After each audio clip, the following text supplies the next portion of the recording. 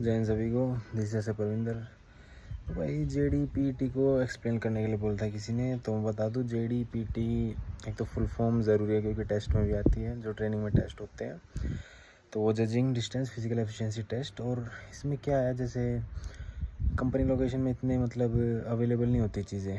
तो जैसे हेडक्वार्टर है वहाँ पे अवेलेबल है। तो जैसे अपना BOEC होता है जिसमें इवेंट्स होते हैं, तो इसमें भी ऐसे इवेंट्स होते हैं जिसमें कि 1600 मीटर की रनिंग वो तो ज़रूरी है। और उसके बाद जैसे रस्सा हो गया अपना, और हॉरिजॉन्टल रोप भी हो गया। तो ये सब इवेंट्स होते हैं।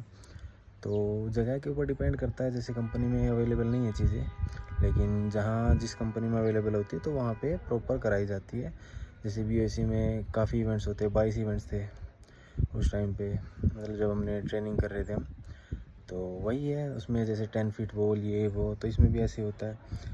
लेकिन इसमें जैसे पुलअप्स वगैरह करा दिए, पुशअप्स करा दिए, क्योंकि चीज़ें अवेलेबल नहीं है। लेकिन हमें रिकॉर्ड में चढ़ाना है तो कुछ ना कुछ करना पड़ेगा ही। तो इसलिए कोई और स्टैंडर्ड्स ऐसे मेंटेन कर देते हैं कि चलो पुलअप्स हो गए या पुशअप्स हो गए, तो इन चीज़ों को मेंटेन कर देते हैं उसमें। बाकी जैसे हमारे हेडक्वार्टर में अवेलेबल है चीज़ें, रस्सा हो जाता है, हॉरिजॉन्टल रोप हो जाती है, और उसके बाद जो बार्स होते हैं उस पर पुलअप्स वगैरह हो जाते हैं। तो ये सब चीज़ें हो जाती हैं। और क्या बोलते हैं 9 फीट डिच जो है, तो ऐसे कई इवेंट्स हैं वो इंक्लूड कर देते हैं। तो जेडीपीटी साल में हमारी 2 बार होती है, एक फ़र्स्ट फेज़ होता है, एक सेकंड फेज़ होता है, और दोनों फेज़ करने ज़रूरी होते हैं। तो जेडीपीटी में यही था बस। और ट्रेनिंग में आता भाई टेस्ट में जेडीपीटी, और काफ़ी फुल फॉर्म्स आती हैं जो हम ध्यान नहीं देते हैं, लेकिन वो बाद में याद हो जाती है और उस टाइम पे याद नहीं आती हैं वो।